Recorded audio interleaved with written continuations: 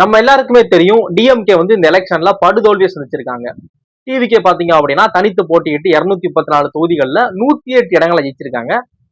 DMK வந்து தனித்து அவங்க மட்டும் ஜெயிச்ச இடங்கள்னு பாத்தீங்க அப்படின்னா 59 இடங்கள் கிட்ட ஜெயிச்சிருக்காங்க. இந்த ஒரு படுதோல்விக்கு காரணம் என்ன? நம்ம எப்படி இந்த இடத்துல தோத்தோம்? ஏன்னா இவ்வளவு நலத்திட்டங்கள் வந்து மக்களுக்கு பண்ணியிருக்கிறோம், இவ்வளவு வெல்ஃபேர் ஸ்கீம்ஸ் அனௌன்ஸ் பண்ணியிருக்கோம், நிறைய நல்ல விஷயங்கள் பண்ணியிருக்கோமே. இப்படிலாம் பண்ணி கூட எப்படி நம்ம இந்த எலெக்ஷன்ல தோத்தோம், நம்ம உறுதியா இருந்தோம்ல இந்த எலெக்ஷன் நம்ம ஜெயிச்சிருவோம் அப்படிங்கிற மாதிரியான ஒரு பெரிய டவுட்ல இருக்கிறாங்க.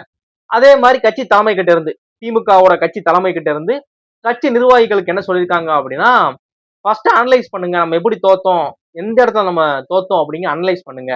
அது மாதிரி ஜென்சி கிட்ஸை ஈர்க்கிற மாதிரி இப்ப இருக்கக்கூடிய ஜென்சி பசங்களை வந்து நம்ம ஈர்க்கிற மாதிரி நம்மளோட கொள்கைகளை அவங்கக்கிட்ட தெரிவிங்க, நம்ம என்னென்ன விஷயங்கள் பண்ணியிருக்கிறோம் அப்படிங்கிறத மக்கள்கிட்ட கொண்டு போங்க அப்படிங்கிற மாதிரியான நிறைய முன்னேற்பாடுகள், நிறைய அதுக்கேற்ற மாதிரி நிறைய மீட்டிங் போய்கிட்டு இருக்கு. இப்ப கூட ரீசெண்டா கூட ஜென்சி டிஎம்கே அப்படிங்கிற டேக் நினைக்கிறேன், ஒரு குறிப்பிட்ட ஒரு செட் ஆஃப் யங்ஸ்டர்ஸை மட்டும் கூப்பிட்டு ஒரு மீட்டிங் மாதிரி போட்டு நிறைய ஸ்பீச் எல்லாம் கொடுத்து எல்லாம் பண்ணாங்க. அப்படி என்னோட புரிதல்ல திமுக இதனாலதான் தோத்துருக்காங்க அப்படிங்கிற என்னோட புரிதல்ல ஒரு வீடியோ தான் இந்த வீடியோ ஃபுல்லா பாருங்க. உங்களுக்கு ஏதாவது மாற்று கருத்து இருந்துச்சு அப்படின்னா மறக்காம கவுண்ட் பாக்ஸை தெரிவிங்க. அது சரியா இருக்க பட்சத்துல ஃபர்தரா அடுத்து நான் அப்லோட் பண்ற வீடியோஸ்ல அதை நான் சேஞ்ச் பண்ணிக்கிறேன். ஓகேவா? வணக்கம், நான் ஆனந்த். காலங்காலமா திமுக மேல இருக்கிற ஒரு பெரிய குற்றச்சாட்டு, இது அவங்களால மாத்தவே முடியாது அப்படின்னு மக்கள் நம்புற ஒரு குற்றச்சாட்டு என்ன அப்படின்னா, திமுக வந்து ஒரு குடும்ப அரசியல் அப்படிங்கிற மாதிரி. ஏன் என்ன என்ன இதுல என்ன இருக்கு, குடும்ப அரசியல் பண்ணா என்ன அப்படின்னா அப்படி கிடையாது. இப்போ வந்து திமுக வந்து அண்ணா அவர்கள் வந்து ஆரம்பிச்சது பாத்தீங்க அப்படின்னா 1949 செப்டம்பர் 17 ஆரம்பிக்கிறாங்க. அவங்க ஆரம்பிச்சது வந்து காங்கிரஸ் கட்சிக்கு மாற்றா ஒரு கட்சி வேணும், இப்படி நம்ம கிட்ட ஒரு சில கொள்கைகள் இருக்கு, நல்ல கொள்கைகள் இருக்கு, மக்களை வந்து தமிழ்நாடு நல்ல நல்ல நல்ல பாதைக்கு கொண்டு போற மாதிரி நிறைய கொள்கைகள் நம்ம வச்சிருக்கோம், இந்த கொள்கைகள் தான் கட்சி அடுத்தடுத்து கொண்டு போனோம், இந்த குடும்பம் கிடையாது அப்படிங்கிற மாதிரியான நோக்கத்தை அவங்க ஆரம்பிச்சது. நம்ம கிட்ட இந்த கொள்கைகள் இருக்கு, மதச்சார்பற்ற ஒரு கொள்கை, பெரியாரை முன்னிறுத்துற மாதிரியான ஒரு பெரியார கொள்கை தலைவரா, அம்பேத்கர் கொள்கை தலைவரா கொண்ட ஒரு கொள்கை வச்சிருக்கிறோம். மதச்சார்பற்ற கொள்கை, எந்த மதத்துக்கும் நம்ம எதிரியும் கிடையாது, நண்பனும் கிடையாது, எல்லா மதத்துக்கும் நண்பன், ஆனா எந்த மதம் எதிரி கிடையாது, நடுநிலையா நம்ம இருப்போம் அப்படிங்கிற மாதிரியான நிறைய கொள்கைகள் வச்சிருக்கிறாங்க. எப்பவுமே வந்து சிறுபான்மையர் இது இது பேசக்கூடிய அரசியல் தான் பேசியிருக்காங்க. இந்த மாதிரியான விஷயங்கள் வந்து தேவையான விஷயங்கள் தான், அது நமக்கு வந்து எந்தவித மாற்று கருத்துமே கிடையாது அவங்களோட கொள்கைகள்ல. ஆனா கொள்கை தான் அடுத்தடுத்து தலைவனை தேர்ந்தெடுக்கணும். இங்க வந்து உறுதியா பாத்தீங்க அப்படின்னா டிஎம்கே ஆட்சி அப்படின்னா இன்னும் அடுத்த அடுத்த தேர்தல்கள் சந்திக்கிறப்ப டிஎம்கேவோட வேட்பாளரா யார் இருப்பாங்க, முதலமைச்சர் வேட்பாளரா? இப்ப 2026 ஸ்டாலின் சார் இருந்தாங்க, 31 ஸ்டாலின் சார் இருக்கலாம், இல்ல உதயநிதி சார் இருக்கலாம், இல்ல இன்பநிதி சார். இவங்க அதாவது அந்த முதலமைச்சர் நாற்காலி அப்படிங்கிறது வந்து முத்தமிழறிஞர் டாக்டர் மு கருணாநிதி ஐயா அவங்க, அதுக்கப்புறம் ஸ்டாலின் சார், அதுக்கப்புறம் உதயநிதி சார், அதுக்கப்புறம் இன்பநிதி சார், இதுக்கப்புறம் இன்பநிதி சாரோட பையனோ பேரனோ, பையனோ பையனோ பொண்ணோ அவங்களுக்கு அப்படி இந்த மாதிரி முதலமைச்சர் நாற்காலி மட்டும் அவங்களுக்குன்னு ஒரு பிக்சடா இருக்காது எப்படி அப்படிங்கிற மாதிரி ஒரு கேள்வி மக்கள் கிட்ட வருது. ஏன் இப்போ வந்து ஒரு சாமானியன் வந்து அந்த கட்சியில ஜாயின் பண்றான், மக்களுக்கு உழைக்க நினைக்கிறான், அவன் வந்து இது பண்ண நினைக்கிறான், மக்கள் நல்லது பண்ண நினைக்கிறான், அப்படிங்கிற பட்சத்துல அவனால என்னவா ஆயிட முடியும்? இப்ப நானே இருக்கேன்னு வச்சுக்கோங்களேன், என்னோட எங்க அப்பா ஒரு எம்எல்ஏவோ, எங்க அப்பா ஒரு எம்பியோ, இல்ல எங்க தாத்தா ஒரு முன்னாள் எம்எல்ஏ எம்பி அப்படி எதுவுமே கிடையாது, நான் ஒரு சாதாரண மனிதன். இப்ப நான் வந்து டிஎம்கேல சேர்றேன் அப்படின்னா டிஎம்கே எனக்கு என்ன ஒரு தொண்டர் பதவி கொடுக்கும், தொண்டனா இருந்து அதிகபட்சம் என்னால ஒரு அமைச்சர் பதவி வரைக்கும் வரலாம்னு வச்சுக்கோங்க. ரொம்ப கஷ்டப்படுறேன், கட்சியோட தலைமை வந்து என்னோட வேலைகளை வந்து நான் வந்து ரொம்ப கட்சிக்காக உழைக்கிறேன், மக்களுக்காக உழைக்கிறேன், மக்கள் சேவை அதிகமா பண்றேன் அப்படிங்கிற பட்சத்துல மக்கள் எனக்கு கட்சி நோட் பண்றப்ப மேபி எனக்கு ஒரு அமைச்சர் பதவி தரலாம்னு வச்சுக்கோங்களேன். எனக்கு முதலமைச்சர் பதவி கொடுப்பாங்களா? கொடுக்க மாட்டாங்க. இது உறுதியான இப்ப வரைக்கும் மாறல, 2026 வரைக்கும் இது மாறல, 31க்கு மாறினா வேற வீடியோ நான் போடுறேன். ஓகேவா? 26 வரைக்கும் இது மாறல. இப்போ வரைக்கும் ஸ்டாலின் சார் தான் சிஎம் கேண்டிடேட்டா நிப்பாட்டினாங்க, எலெக்ஷன்ல தோத்துட்டாங்க, அதனால அவங்க இல்ல. இப்ப சப்போஸ் டிஎம்கே இருந்தா யாரு சிஎம் இருந்திருப்பா? உறுதியா ஸ்டாலின் சார் தான் சிஎம் இருந்திருப்பாங்க. கரெக்ட் தானே? இல்ல நான் வந்து இந்த வட்டம் சிஎம் இருக்கல, அதுக்கு பதிலாக யார் எடுக்கலாம்னு சொன்னா யார் அவங்க சொல்லுவாங்க, உதயநிதி ஸ்டாலின் சாரை வந்து சிஎம் ஆக்குவாங்க. கரெக்ட் தானே? இது வந்து அதாவது இது வந்து ஒரு எப்படி சொல்ல, ஒரு குடும்ப அரசியல், ஒரு வந்து இந்த மன்னராட்சியில எப்படி இருக்கும், ஒரு ராஜா இருப்பாரு, ராஜாவோட பையனுக்கு அரசனை முடிச்சு விடுவாங்க, அந்த மாதிரியான ஒரு இதுல தானே போகுது. இதுல என்ன மக்கள் வந்து இது வந்து காலங்காலமா ரொம்ப வருஷமா கேட்டுட்டு இருக்க கேள்விதான். ஏன் வேற எதுவும் உங்க கட்சியிலேயே டிஎம்கே பார்ட்டியிலேயே வேற ஏதாவது ஒரு முதலமைச்சர் ஆகிறதுக்கான தகுதி யாருக்கிட்ட இல்லையா? இப்ப இருக்கக்கூடிய அமைச்சரோட அப்பா முன்னாள் அமைச்சரா இருந்திருக்கலாம். இல்ல அவங்க குடும்பத்துல யாராவது அமைச்சரா இருந்திருக்கலாம். அதுக்கப்புறம் அந்த பதவி வந்து அந்த அமைச்சர் பதவி கொடுத்துருக்காங்க. நீங்க எல்லாம் அமைச்சராவே இருங்க. சிஎம் வந்து நான் தான். எங்க குடும்பம் தான். அப்படிங்கிற அந்த ஒரு மென்டாலிட்டி இருக்குங்கிறப்ப இது வந்து எப்படி இதை எடுத்துக்க முடியும்? அப்படிங்கிற ஒரு ஒரு இது வருது. திரும்ப திரும்ப முதலமைச்சர் அப்படின்னா அது அவங்க குடும்பத்துல ஒரு ஆள் தான். புதுசா ஒரு ஆள் ஆக்குவாங்களான்னா அது ஆக்க வாய்ப்பே கிடையாது. இப்போ வரைக்கும் அது நடக்கல. ஓகேவா? அப்படி. இன்னொன்னு 2வது பாத்தீங்க அப்படின்னா இது ஃபர்ஸ்ட் காரணம். இது வந்து காலங்காலமா இருக்கு. இதை அவங்க சேஞ்ச் பண்ணுவாங்களான்னு கேட்டா தெரியல. இப்ப ரீசெண்டா ஜென்சி டிஎம்கேல பேசின சில பேர் பேசினாங்க. இதுக்கான கேள்வி, இந்த கேள்விக்கு பதில் இருக்கா? அவங்க பேசுறாங்க, அவங்க கட்சிக்குள்ள ஜாயின் பண்றாங்க, வராங்க அப்படின்னா அவங்க எதிர்காலத்துல சிஎம் ஆக வாய்ப்பு இருக்கா? கண்டிப்பா அவங்ககிட்ட பதில் இருக்காது. ஓகேவா? இன்னொன்னு 2வது விஷயம் என்ன அப்படின்னா பொய் வாக்குறுதின்னு எடுத்துக்கலாம். ஏன் அப்படின்னா ஒரு வாக்குறுதியை கொடுக்குறாங்க. அந்த வாக்குறுதி மேல ரொம்ப சாலிடா அந்த வாக்குறுதிக்கான ஸ்டேட்மெண்ட்டை வந்து 2021 அந்த பிரச்சார நேரங்களை சொல்றாங்க. ஆனா அது ஆட்சி அமைச்சதுக்கு அப்புறம் அதை பத்தி அவங்க எந்த இடத்துலயுமே அதை பத்தி இது திறக்கவே இல்லை. அதை வந்து செயல்படுத்தவே இல்லை. நம்ம எல்லாருக்குமே தெரியும் நீட். வீதிக்கு வீதி பிரச்சாரம் பண்றப்ப நாங்க ஆட்சிக்கு வந்தா நீட்டை கேன்சல் பண்ணிடுவோம், நீட்டை வந்து பேன் பண்ணிடுவோம், அப்படி இப்படின்னு சொல்லி ஆட்சிக்கு படிச்சாங்க. ஆனா ஆட்சிக்கு வந்ததுக்கு அப்புறம் நீட்டை கேன்சல் பண்ணாங்களா? இல்ல. ஆட்சிக்கு வந்ததுக்கு அப்புறம் தான் சொல்றாங்க கல்வி வந்து மத்திய பட்டியல்ல இருக்கு. மத்திய பட்டியல்னா ஒன்றிய அரசு என்ன முடிவெடுக்குதோ அதுக்கு மாநில அரசு வந்து கட்டுப்பட்டு தான் போகணும். நம்ம கிட்ட அந்த இது இல்ல, அந்த அதிகாரம் கிடையாது. கல்வியில எஜுகேஷன்ல ஒரு இது பண்றது அதுக்கு நமக்கு கிடையாது அப்படிங்கிற மாதிரி இப்ப சொல்றாங்க. ஆனா பாத்தீங்க அப்படின்னா நீட்டை கேன்சல் பண்ண சீக்ரெட் எனக்கு தெரியும் அப்படின்னு சொல்லி எல்லா வீதிக்கு வீதி வந்து உதயநிதி ஸ்டாலின் சார் தான் பிரச்சாரம் பண்ணாங்க. அது இது பண்ணல. இன்னொன்னு பாத்தீங்க அப்படின்னா எதிர்கட்சியா இருக்கிறப்ப வந்து மதுவிலக்கு கொண்டு வரணும் அப்படின்னு சொல்லி ஏடிஎம்கேக்கு வந்து வலுவான கண்டனம் தெரிவித்தாங்க, வலுவான எதிர்ப்பு கொடுத்தாங்க. அதுவே அவங்க ஆட்சிக்கு வந்ததுக்கு அப்புறம் பூரண மதுவிலக்கு கொண்டு வந்தாங்களா அப்படின்னா இல்ல. ஆனா அவங்க வாக்குறுதியில பூரண மதுவிலக்கு அப்படிங்கிற ஸ்டேட்மெண்ட் கொடுக்கல. அதை நான் ஒத்துக்கிறேன், அது டவுட்டே இல்லை. ஆனா எப்பவும் போய் எல்லா கட்சியும் ஆட்சியை பிடிச்ச உடனே மதுக்கடைகள் மூடுறது வழக்கம். அப்படி மூடினாங்க. ஆனா மதுக்கடைகள்னால வரக்கூடிய வருமானம் குறைஞ்சிச்சா? இல்ல. அது கூடிக்கிட்டே இருக்கு. எப்படி மதுக்கடைகளை நீங்க குறைக்கிறீங்க, டாஸ்மாக்ஸை நீங்க க்ளோஸ் பண்றீங்க, ஆனா வருமானம் மட்டும் 2x 3x போய்கிட்டு இருக்கு. அது எப்படின்னு கேட்டா தெரியல. இது நடக்கல. இன்னொன்னு பாத்தீங்க அப்படின்னா அவங்களோட வாக்குறுதியிலேயே பெட்ரோலை வந்து லிட்டருக்கு நாங்க 5 ரூபாய் குறைப்போம், டீசலை வந்து லிட்டருக்கு 4 ரூபாய் குறைப்போம் அப்படின்னாங்க. இதுல ஆட்சிக்கு வந்ததுக்கு அப்புறம் பெட்ரோல்ல வந்து லிட்டருக்கு 3 ரூபாய் குறைச்சாங்க, டீசல்ல ஒண்ணுமே பண்ணல அப்படிங்கிறாங்க. அப்ப இது என்னது? நிறைய நீங்க நலத்திட்டங்கள் கொண்டு வந்தீங்க, அதெல்லாம் நான் ஏத்துக்கிறேன், எல்லாம் ஓகே. நீங்க கொடுத்த வாக்குறுதியை 100% நிறைவேற்றினீங்களா அப்படின்னா இல்ல. உங்களால கொடுக்கப்பட்ட வாக்குறுதி 100% இம்ப்ளிமெண்ட் ஆச்சானா இல்ல. கரெக்டா? 3வது பாத்தீங்க அப்படின்னா விலைவாசி உயர்வு.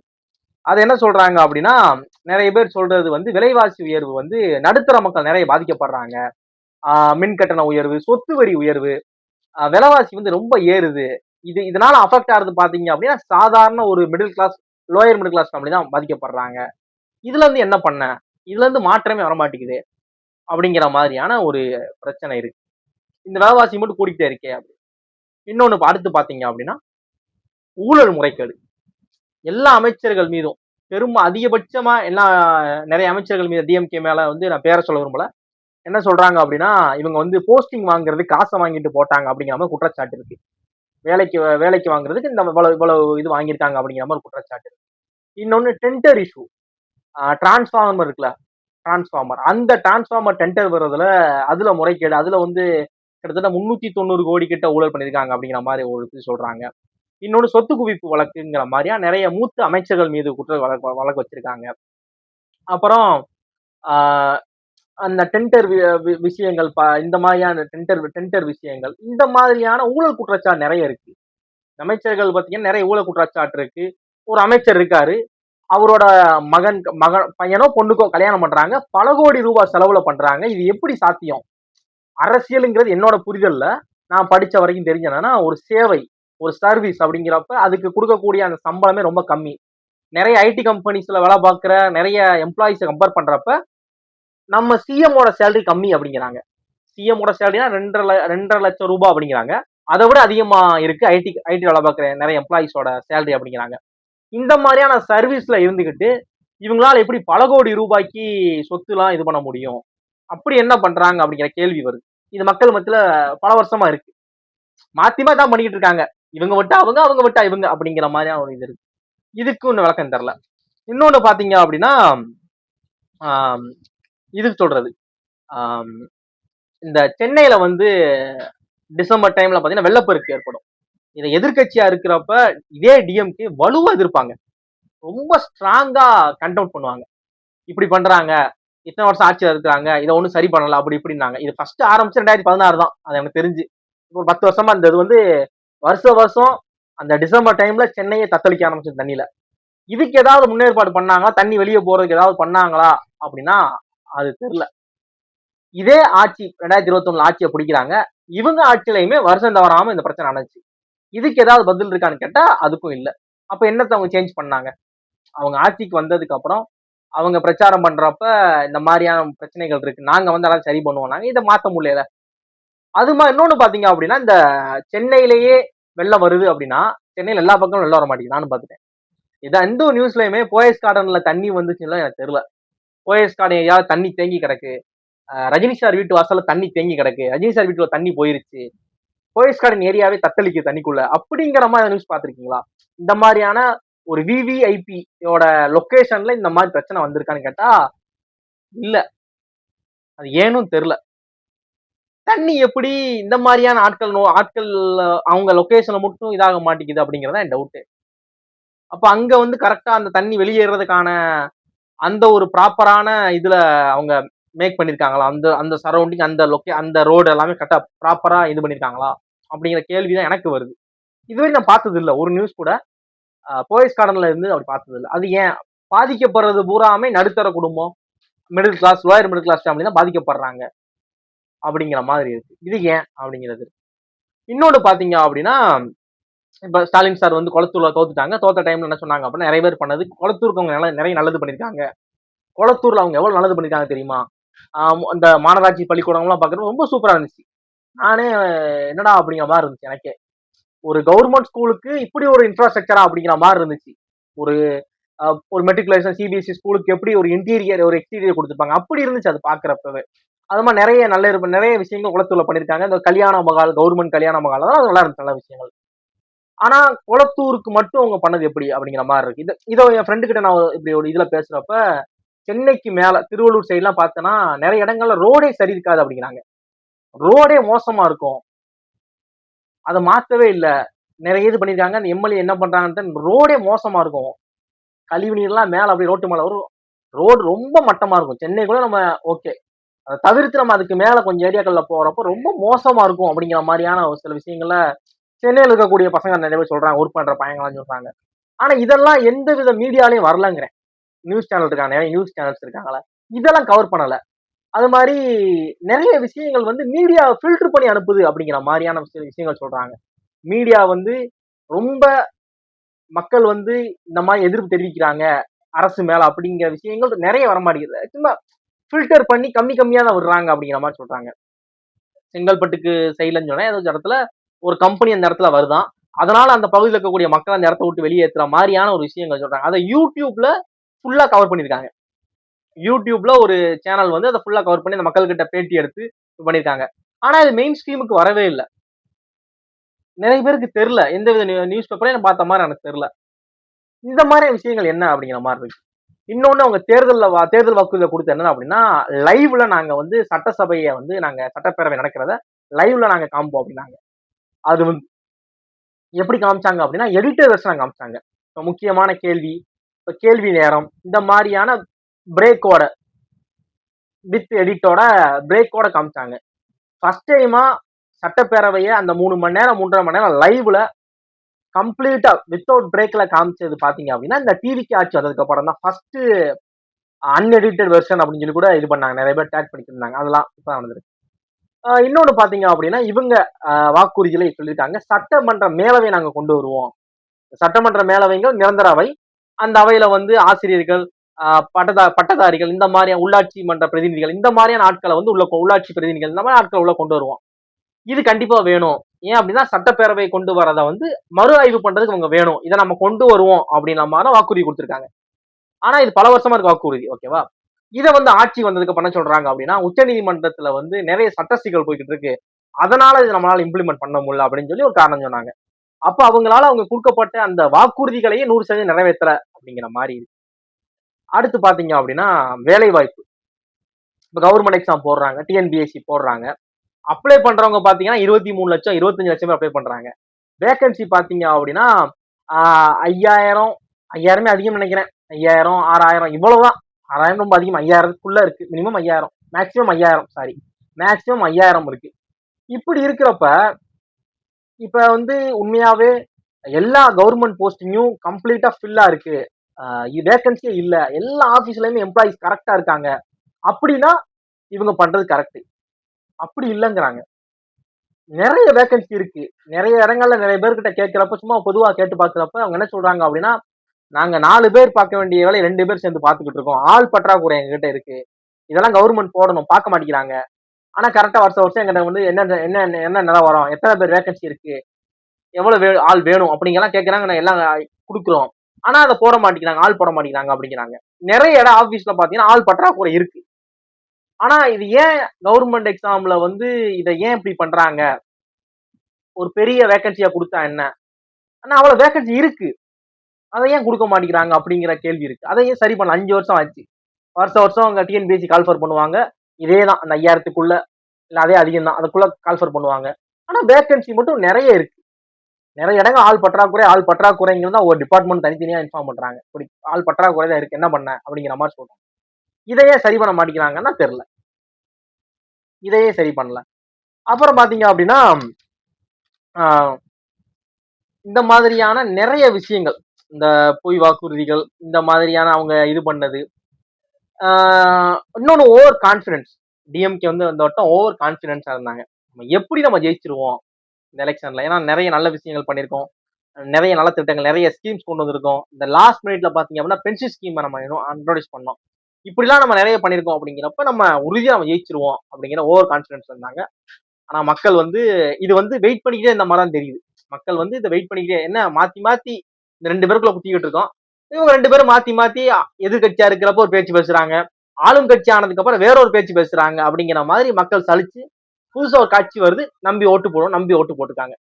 அவர் உறுதியா நம்ம செய்வாரு அப்படிலாம் தெரியல. ஆனா சரி நம்புவோம், இதுக்கு வரைக்கும் நம்பிதானே இது பண்ணோம், அப்ப நம்புவோம், சேஞ்ச் கொடுப்போமே அப்படிங்கிற மாதிரி இருக்காங்க.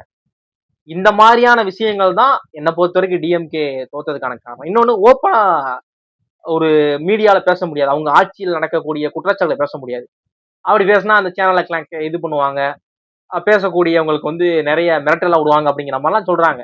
அது எப்படின்னு தெரியல. அதெல்லாம் இருக்கு அப்படிங்கிறாங்க. ஏன் உங்க கட்சியை உங்க ஆட்சி விமர்சிக்கிறாங்க அப்படின்னா அது சரியா இருக்க பட்சத்துல அதை நீங்க சேஞ்ச் பண்ணலாம்ல, அப்படி எடுக்க மாட்டேங்கிறாங்க. அது ஏன் அப்படிங்கிற மாதிரி நிறைய இதெல்லாம் இருக்கு. இதனாலதான் டிஎம்கே தோத்துருப்பாங்க அப்படிங்கிறது என்னோட புரிதல் வச்சுக்கோங்களேன். இப்ப நான் சொன்னதுல ஏதாவது ஒண்ணு தப்பா இருக்கு, இல்ல அப்படிலாம் இல்ல, நீங்க தப்பா புரிஞ்சுக்கிட்டு இருக்கீங்க அப்படின்னா மறக்காம அதை கமெண்ட் பாக்ஸ்ல கமெண்ட் பண்ணுங்க. ஃபர்தரா வர வீடியோஸ்ல நான் அதை சேஞ்ச் பண்ணிக்கிறேன். ஓகேவா? எனக்கு வந்து என்னை பொறுத்த வரைக்கும் ஒரு ஆளும் கட்சியை விமர்சிக்கணும் அப்படிங்கிறது ரொம்ப கண்ணியமான முறையில, ரொம்ப நேர்மையா கண்ணியமான முறையில, கடுமையான ஒரு எதிர்ப்பா தான் இருக்கும். அது எந்த இடத்துலயுமே டிக்னிட்டி மாறாம மரியாதை குறைவா நான் அவங்களை விமர்சிக்கவே மாட்டேன். இது வரைக்கும் இந்த வீடியோல பார்த்திருப்பீங்க. அது மாதிரி இந்த துண்டு சீட்டு அப்படிங்கிற மாதிரி நினைச்சீங்க அப்படின்னா இதுக்கு இந்த ஹிண்ட்ஸ் மாதிரி தெரியுதா, 4 பாயிண்ட்ஸ் தான். நான் மறந்துடக்கூடாது, அப்படி ஏதாவது ஒன்று மிஸ் பண்ணிடக்கூடாது அப்படிங்கிறதுக்காக வச்சது, அவ்வளவுதான். மற்றபடி பெருசாலாம் துண்டுச்சுலாம் இந்த 4 ஹிண்ட்ஸ் மாதிரி, அது ஏதாவது மிஸ் ஆகிடக்கூடாது அப்படிங்கிறதுக்காக பண்ணதுதான். நாளைக்கு ஏதாவது இந்த மாதிரியான இன்ட்ரெஸ்டிங்கான வீடியோ சந்திக்கிறேன்.